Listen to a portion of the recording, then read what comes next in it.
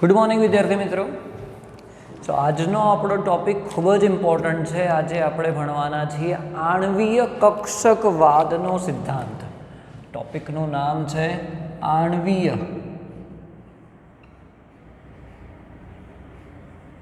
કક્ષકવાદ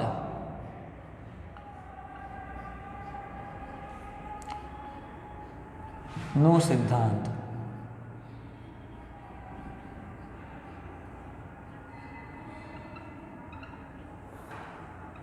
आणवीय कक्षकवादनी theory अथवा तो पछी एनो सिद्धांत के मॉलिक्युलर ऑर्बिटल आणवीय कक्षकवाद थियरी मॉलिक्युलर ऑर्बिटल थियरी।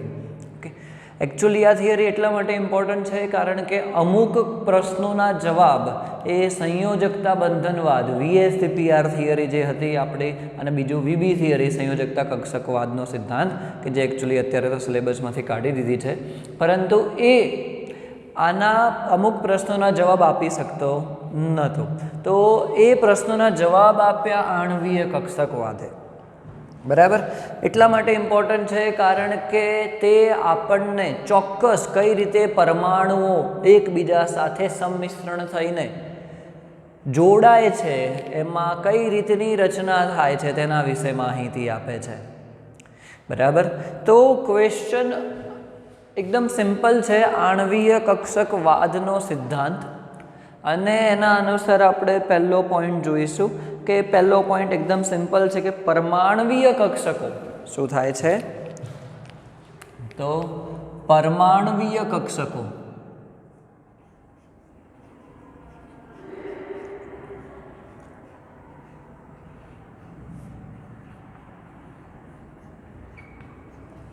एकबीजामां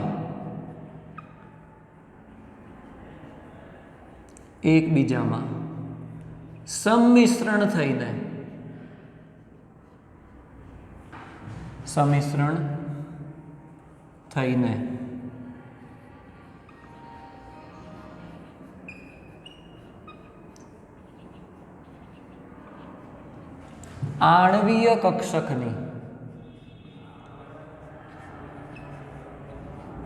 आणवीय कक्षकनी रचना करे छे। शुं छे? परमाणवीय कक्षको एकबीजामां सम्मिश्रण थईने आणवीय कक्षकनी रचना करे छे। आणवीय कक्षक कई रीते रचाय छे? तो परमाणवीय कक्षकोनुं एकबीजामां शुं थाय छे? सम्मिश्रण थाय छे। तो हवे केटला प्रमाणमां थशे, शुं थशे ए पण आपणे जोईशुं।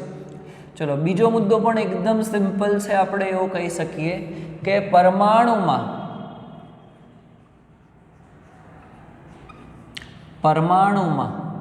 इलेक्ट्रॉन परमाणवीय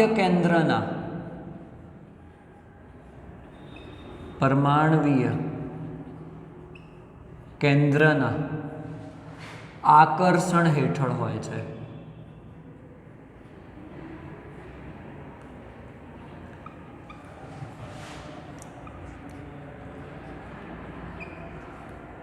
अने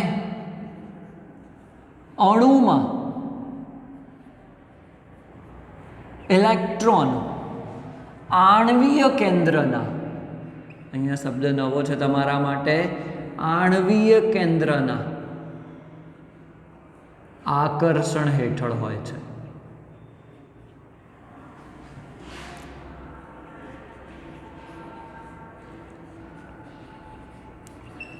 बराबर, के ज्यारे परमाणु एकबीजामां सम्मिश्रण थईने अणुनी रचना करे छे, एक्चुअली सम्मिश्रण थईने आणवीय कक्षकनी रचना करे छे, तो आणवीय कक्षकमां रहेलो हवे इलेक्ट्रॉन कोना हेठळ हशे? आणवीय केंद्રના हेठળ हशे। बराबर, अने परमाणुमां रहेलो इलेक्ट्रॉन ए सिंपल परमाणवीय केंद्રના हेठળ हशे। बराबर, पॉइंट एकदम सिंपल छे। चलो, त्रीजो मुद्दो जोईए के आणवीय कक्षक रचाशे केटली।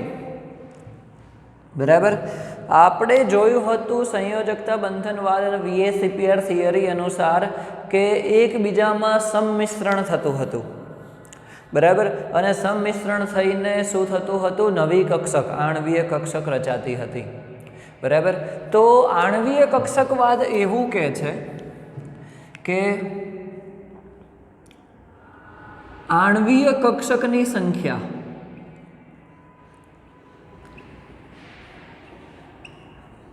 આણ્વીય કક્ષકની સંખ્યા તે પરમાણ્વીય કક્ષકો કે જે સમમિશ્રણમાં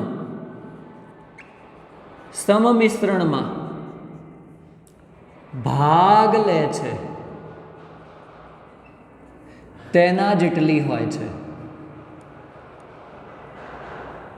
તેના જેટલી હોય છે. એટલે કે ધારો કે બે પરમાણ્વીય કક્ષક એકબીજામાં સંમિશ્રણ થાય છે તો સંખ્યા કેટલી થઈ? 2 થઈ. તો તેનાથી બનતી આણ્વીય કક્ષક પણ કેટલી હશે? 2 હશે. બરાબર.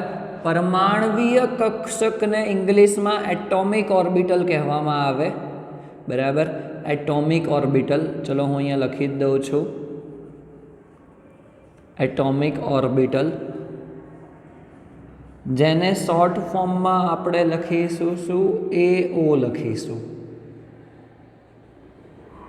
Atomic orbital.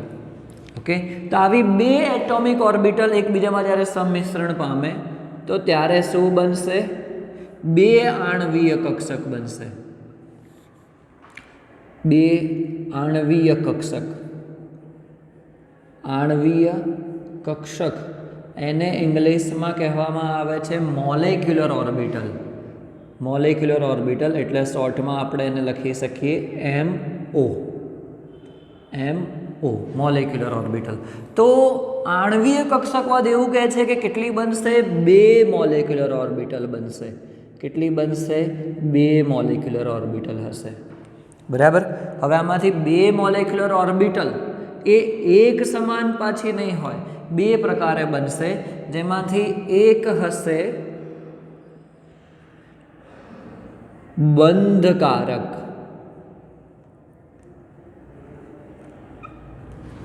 અને બીજી હશે બંધ પ્રતિકારક. બંધ પ્રતિકારક. બરાબર. અને આપણે કહીશું બોન્ડિંગ. તો બીજી કઈ થઈ જશે? Anti bonding. બીજી થઈ જશે એન્ટી બોન્ડિંગ, બંધ પ્રતિકારક. તો શું કીધું કે આણ્વીય કક્ષકની સંખ્યા તે પરમાણ્વીય કક્ષકો કે જે સંમિશ્રણમાં ભાગ લે છે તેના જેટલી હશે. બરાબર હશે.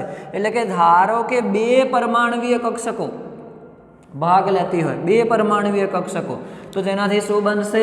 2 આણ્વીય કક્ષક બનશે. કયા પ્રકારે હશે? એક એમાંથી બંધકારક હશે, બીજું હશે બંધ પ્રતિકારક. તો આપણે અહીંયા એક્ઝામ્પલ તરીકે લઈએ.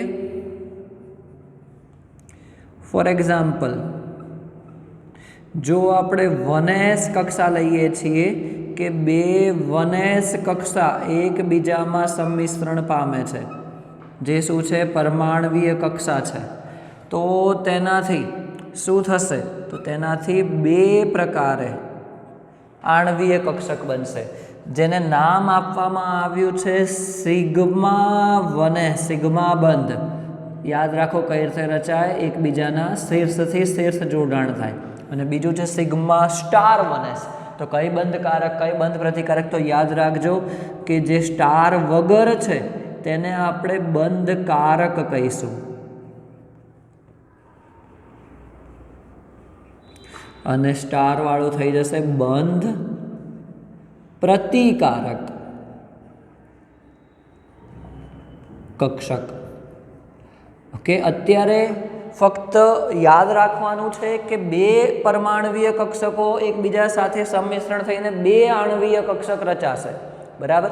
કઈ રીતે રચાય છે આપણે એના નેક્સ્ટ લેક્ચરમાં જોઈશું. કઈ રીતે સંમિશ્રણ પામશે તો બંધકારક રચાશે, કઈ રીતે સંમિશ્રણ પામશે તો બંધ પ્રતિકારક રચાશે. બરાબર. તો એ આપણે નેક્સ્ટ લેક્ચરમાં જોઈશું, પણ અત્યારે તમારે આ વસ્તુ યાદ રાખવાની છે કે પરમાણવીય કક્ષકોની સંખ્યા જે સંમિશ્રણમાં ભાગ લે છે અને એનાથી રચાતી આણવીય કક્ષકોની સંખ્યા એક સમાન હોય છે. કેવી હોય છે? એક સમાન હોય છે. બરાબર. અને એટલે શું થશે કે જો બે પરમાણવીય કક્ષક રચાતી હોય તો તેનાથી બે પ્રકારની આણવીય કક્ષક રચાશે. એક કેવી હશે?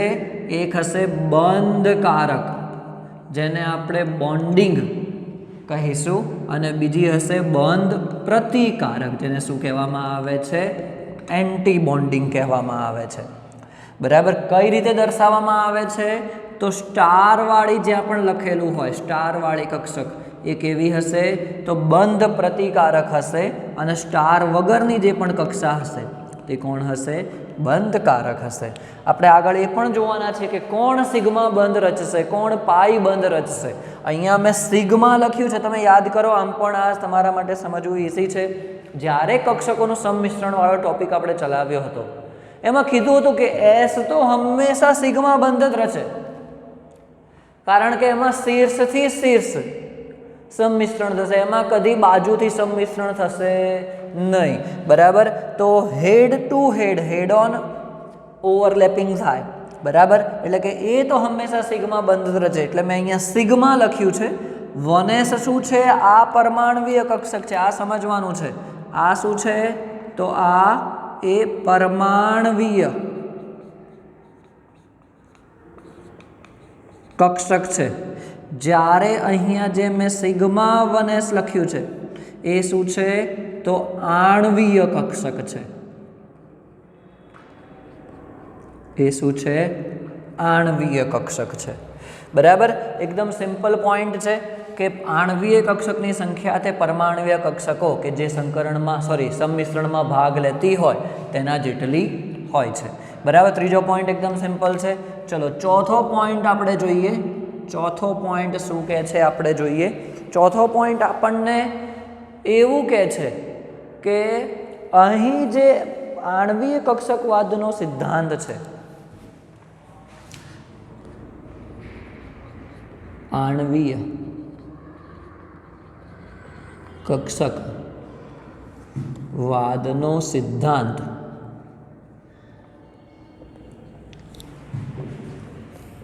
એ દ બ્રોગલી, હાઇઝનબર્ગ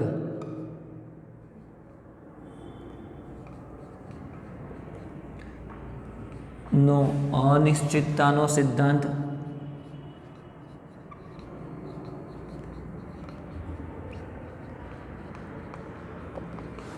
અને શ્રોડિંજર ના સિદ્ધાંત પર આધારિત છે.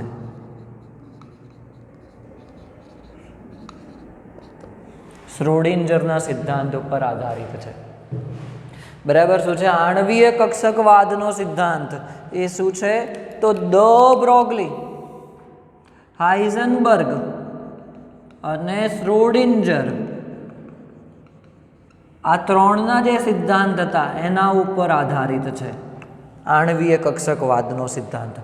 એકચ્યુઅલી જો જોવા જઈએ તો હાઇઝનબર્ગ, દ બ્રોગલી અને શ્રોડિંજર તેને પરમાણુનું બંધારણ સમજવામાં ખૂબ જ મહત્વનો ફાળો આપ્યો હતો. એને આપણે કહેતા હતા ક્વોન્ટમ શાસ્ત્ર. એકચ્યુઅલી આણવીય કક્ષકવાદનો જે સિદ્ધાંત છે એ કોના આધારિત છે? ક્વોન્ટમ શાસ્ત્ર આધારિત છે, કે જે આપણને 100% ડિટેલ્ડમાં સમજાવે છે કે પરમાણુઓ કઈ રીતે રચાય છે, તેની અંદરનું બંધારણ શું છે, અને પરમાણુઓ એકબીજામાં સંમિશ્રણ થયા અણુ બનાવવા માટે તો અણુ કઈ રીતે રચાય છે, તે કેટલા પ્રમાણમાં સ્થાયી છે, તેની ઉર્જા કેટલી છે, તે કમ્પ્લીટ માહિતી આપણને મળે છે આણવીય કક્ષકવાદના સિદ્ધાંતના આધારે. તો આપણને બે પ્રકારની પહેલાં અત્યાર તો કક્ષા મળી, બંધકારક અને બંધ પ્રતિકારક આણવીય કક્ષક. બરાબર. તો આપણે અહીં એક હું પોઈન્ટ લખું છું કે જે કોના ઉપર આધારિત છે? તો ઉર્જા ઉપર આધારિત છે. તો એ પોઈન્ટ એ રીતે છે કે બંધકારક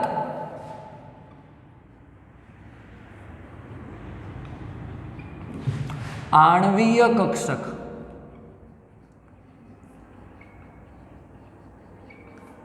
नी ऊर्जा बंध प्रतिकारक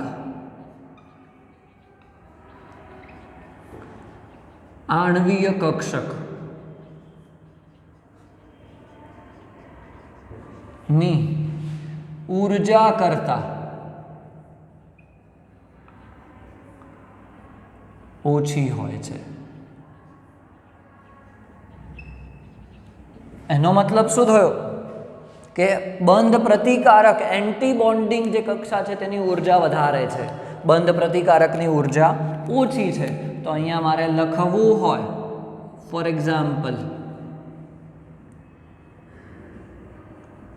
જો અહીંયા લખેલું જ છે બે કક્ષકો રચાય છે સિગ્મા 1s અને સિગ્મા સ્ટાર 1s, તો અહીંયા હું એવું કહી શકું કે સિગ્મા સ્ટાર 1s એની ઊર્જા કેવી છે, સિગ્મા 1s કરતાં વધારે હશે। બરાબર, સિગ્મા સ્ટાર એ બંધ પ્રતિકારક છે, સિગ્મા 1s એ કેવી છે, બંધકારક છે। તો બંધકારકની ઊર્જા કેવી હોય છે, ઓછી હોય છે, કોના કરતાં, બંધ પ્રતિકારક કરતાં। બરાબર, બીજું આના ઉપરથી આપણે હવે એ લખી શકીએ, આપણે જાણીએ છીએ કે ઊર્જા વધે કોઈ પણની તો તેની સ્થાય્યતા શું થાય, સ્થાય્યતા ઘટે।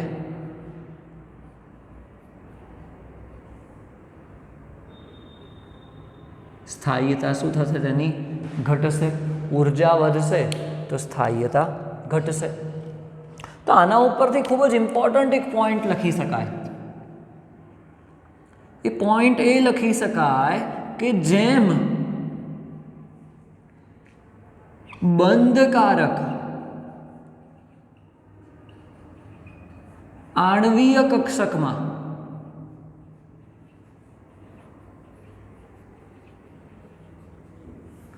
ઇલેક્ટ્રોનની સંખ્યા વધે, શું થાય, ઇલેક્ટ્રોનની સંખ્યા વધે તેમ શું થશે, અણુની જે પણ બન્યો હશે અણુની સ્થાયીતા વધશે, અણુની સ્થાયીતા વધશે। કેમ કે સ્થાયીતા શું છે, ઊર્જા સાથે વ્યસ્ત પ્રમાણમાં હોય છે। હવે બંધકારકની ઊર્જા ઓછી છે, તો જો બંધકારકની ઊર્જા ઓછી છે તો તેની સ્થાયીતા વધારે હશે।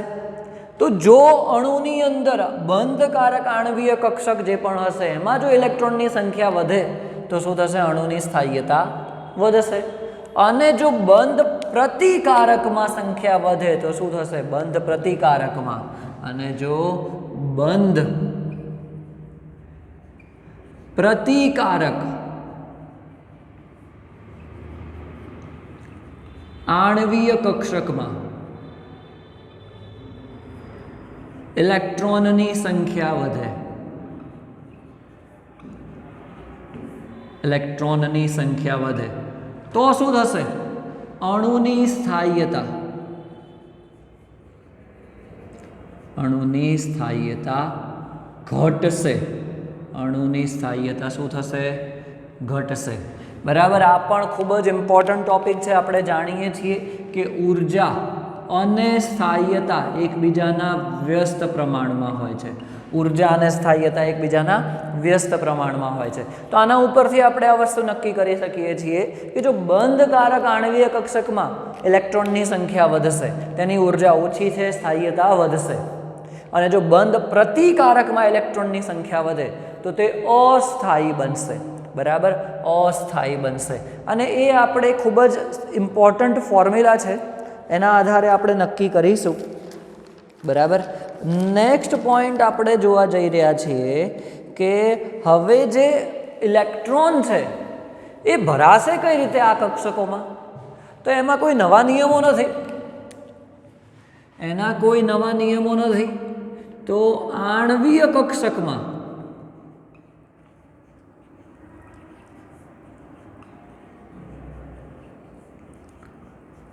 ઇલેક્ટ્રોન, आणवीय કક્ષકમાં ઇલેક્ટ્રોન aufbau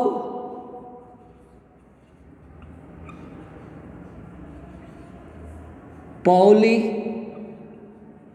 અને હુન્ડના નિયમ અનુસાર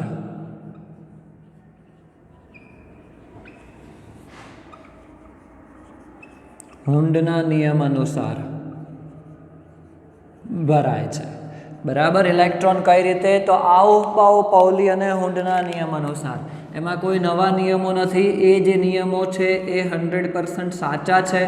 અમુક પરમાણુઓની અંદર સ્થાય્યતાના આધારે નિયમમાં થોડો ફેરફાર, એટલે કે કક્ષકમાં ઇલેક્ટ્રોનનો ફેરફાર થઈ શકે છે વધુ સ્થાય્યતા મેળવવા માટે, પરંતુ એ નિયમ 100% સાચા છે. અને આ નિયમના આધારે જ આણ્વીય કક્ષકમાં ઇલેક્ટ્રોન ભરાય છે. એનો મતલબ શું થયો કે નિયમ અનુસાર તો આપણે એવું લખી શકીએ કે આણ્વીય કક્ષકમાં દરેક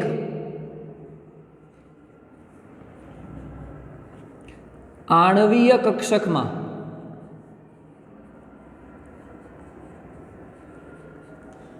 મહત્તમ કેટલા ઇલેક્ટ્રોન? તો 2 ઇલેક્ટ્રોન. 2 ઇલેક્ટ્રોન જ આવી શકે, બરાબર. મહત્તમ કેટલા ઇલેક્ટ્રોન? તો 2 જ ઇલેક્ટ્રોન. દરેક આણ્વીય કક્ષકમાં મહત્તમ 2 ઇલેક્ટ્રોન જ આવી શકે, 2 થી વધારે ભરાઈ શકે નહીં. એ તો આપણા નિયમ છે, બરાબર. તો આણ્વીય કક્ષકમાં કઈ રીતે ઇલેક્ટ્રોન ભરાય છે એ પણ જોઈ લીધું.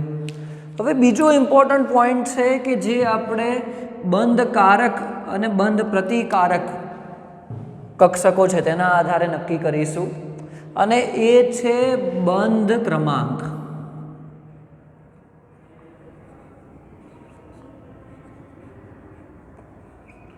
ઇંગ્લિશમાં તેને બોન્ડ ઓર્ડર કહેવામાં આવે છે, બરાબર. એટલે કે શોર્ટમાં એને B.O એવું લખવામાં આવે છે. અને એનો ફોર્મ્યુલા છે 1/2 NB - NA. NB - NA આ યાદ રાખવાનો છે, ખૂબ જ ઇમ્પોર્ટન્ટ ફોર્મ્યુલા છે. અને આ ક્વેશ્ચન એવા છે કે જે નીટ JEEમાં ઓલમોસ્ટ પૂછાતા રહ્યા છે અત્યાર સુધી, બરાબર. જેમાં NB શું છે? તો તે બંધકારક ઇલેક્ટ્રોનની સંખ્યા, બંધકારક કક્ષામાં જે રહેલા હોય તે ઇલેક્ટ્રોનની સંખ્યા. તો NA હવે તમને ખબર પડી ગઈ હશે એ શું છે? બંધ પ્રતિકારક ઇલેક્ટ્રોનની સંખ્યા, બંધ પ્રતિકારક ઇલેક્ટ્રોનની સંખ્યા. તો આ જે ફોર્મ્યુલા છે, બરાબર, અહીંયા બંધ ક્રમાંકનો આ ફોર્મ્યુલાનો ઇમ્પોર્ટન્સ શું છે આપણે એ સમજીએ. આપણે સિમ્પલ આગળ નેક્સ્ટ લેક્ચરની અંદર કક્ષકોનું નિર્માણ કઈ રીતે થાય છે એ તો આપણે જોવાના જ છીએ, પરંતુ જેમ આપણે આઉફબાઉના નિયમ અનુસાર કક્ષાની ઉર્જાનો ક્રમ જોયો હતો, sigma 1s 2s 2p 3s, એ જ રીતે આણ્વીય કક્ષકના પણ ઉર્જાનો એક ક્રમ છે. એ આપણે નેક્સ્ટ લેક્ચરમાં જોઈશું. એના આધારે આપણે અણુની અંદર રહેલા ઇલેક્ટ્રોનના આધારે એ કક્ષકોને ભરીશું અને જોઈશું કે એનો જવાબ શું આવે છે બંધ ક્રમાંકનો. જો બંધ ક્રમાંકનો જવાબ બોન્ડ ઓર્ડર એનો જવાબ 0 અથવા તો 0 કરતાં ઓછો આવે, 0 અથવા તો 0 કરતાં ઓછો આવે, તો તેનાથી નક્કી થશે કે અણુ શક્ય નથી, એટલે કે તે અણુનું નિર્માણ થઈ શકે નહીં. જો તેનો બંધ ક્રમાંક 0 અથવા તો 0 કરતાં ઓછો આવે તો શું થશે? તે અણુ શક્ય નથી. એ આપણે પ્રૂવ કરીશું. અને જો બંધ ક્રમાંક તેનો બોન્ડ ઓર્ડર એ ગ્રેટર દેન 0 આવે, એટલે કે ભલે ને 0.5 જ આવે પણ 0 કરતાં મોટો આવ્યો, તો આપણે એવું કહી શકીશું કે તે અણુ શક્ય છે, તે અણુ શક્ય છે, આપણે એવું કહી શકીશું. બીજો ઇમ્પોર્ટન્ટ વસ્તુ એ છે કે તેના આધારે આપણે બંધની સંખ્યા નક્કી કરી શકીએ છીએ. જો બોન્ડ ઓર્ડર 1 આવ્યો તો આપણે એવું કહી શકીએ કે એક બંધ છે, બે પરમાણુઓ વચ્ચે જો 2 આવે છે તો આપણે એવું કહી શકીએ કે દ્વિબંધ રચાય છે. જો 3 આવે છે બંધ ક્રમાંક તો એવું કહી શકીએ કે 3 બંધ રચાય છે. એટલે કે આપણે પ્રૂવ કરીશું એવું કે આ તો ખાલી જાણવા માટે છે કે હાઇડ્રોજનનો બંધ ક્રમાંક 1 આવશે તો એનો મતલબ કે તેની અંદર 1 બંધ રચાશે. એ જ રીતે O2 ની અંદર આપણે પ્રૂવ કરીશું કે તેની અંદર દ્વિબંધ રચાશે. N2 ની અંદર આપણે પ્રૂવ કરીશું કે 2 નાઇટ્રોજન વચ્ચે 3 બંધ રચાશે. એનો બંધ ક્રમાંક 3 આવે છે. એના આધારે આપણે નક્કી કરીશું કે 2 પરમાણુઓ વચ્ચે કેટલા બંધ બનશે. તો આનું ઇમ્પોર્ટન્ટ શું છે બંધ ક્રમાંકનું એ તો આપણે તમને જણાવ્યું. એના સિવાય એવું કહી શકીએ કે જેમ બંધ ક્રમાંક બોન્ડ ઓર્ડર વધે તેમ શું થાય છે બંધની સંખ્યા વધે છે. બંધની સંખ્યા વધે છે. બંધની સંખ્યા વધવાથી શું થશે તો બંધની સંખ્યા વધવાથી બંધ ઊર્જા વધશે. બંધ ઊર્જા વધશે. એક બંધને તોડવા માટે ઊર્જા કરતાં 2 બંધને તોડવા માટે ઊર્જા વધે. 3 બંધને તોડવા માટે એના કરતાં વધુ ઊર્જા જોઈએ. તો બંધ ક્રમાંક વધ્યો એટલે કે બંધની સંખ્યા વધી. બંધની સંખ્યા વધી તો બંધ ઊર્જા વધશે અને તેની સાથે સાથે બીજું શું વધશે તો એવું કહી શકે બંધ લંબાઈ ઘટશે. બંધ લંબાઈ શું થાય છે ઘટે છે. બરાબર. તો આના આધારે આપણે એવું કહી શકીએ કે બંધ ક્રમાંક અને બંધ લંબાઈ એકબીજાના વ્યસ્ત પ્રમાણમાં હોય છે. આના ઉપરથી ઘણા બધા MCQ નીટ JEE માં પૂછાઈ ગયેલા છે. અને બંધ ઊર્જા તે સમપ્રમાણમાં હશે. બંધ ઊર્જા સમપ્રમાણમાં હશે. બરાબર. તો આ વસ્તુ ખૂબ જ અગત્યની છે MCQ માટે. MCQ પણ આના આપણે જોઈશું પરંતુ એની સાથે સાથે આપણે હવે જે આણવીય કક્ષકવાદનો સિદ્ધાંત હતો એ પણ પૂરો થયો.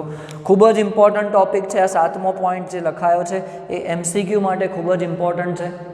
તો આણવીય કક્ષકવાદનો સિદ્ધાંત એમાં આપણે કઈ રીતે કક્ષકો રચાય છે કેટલા પ્રમાણમાં રચાય છે એ આપણે જોયું. એમાં બંધકારક બંધ પ્રતિકારક છે એ આપણે જોયું. અને નેક્સ્ટ લેક્ચરની અંદર હવે આપણે જોઈશું કે 2 પરમાણવીય કક્ષકો એકબીજામાં કઈ રીતે સંમિશ્રણ પામશે તો તે બંધકારક બનાવશે કે બંધ પ્રતિકારક બનાવશે. બરાબર. તેનાથી ઇલેક્ટ્રોન મળવાની સંભાવના શું થઈ જશે. એમાં જે આપણે નોડ શબ્દ આપણે એક શીખ્યા હતા યાદ કરો બીજા ચેપ્ટરની અંદર કે જ્યાં ઇલેક્ટ્રોન મળવાની સંભાવના 0 થઈ જાય. બરાબર. તો તેની સંખ્યા કઈ રીતે હશે એવા પણ MCQ નીટ JEE માટે બહુ જ ઇમ્પોર્ટન્ટ છે. એ આપણે નેક્સ્ટ લેક્ચરની અંદર જોઈશું. બરાબર. તો આ સાથે આપણે આજનો લેક્ચર પૂરો કરીએ છીએ. નેક્સ્ટ લેક્ચરની અંદર આપણે કઈ રીતે રચના થાય છે એના નિયમો વિશે અભ્યાસ કરીશું.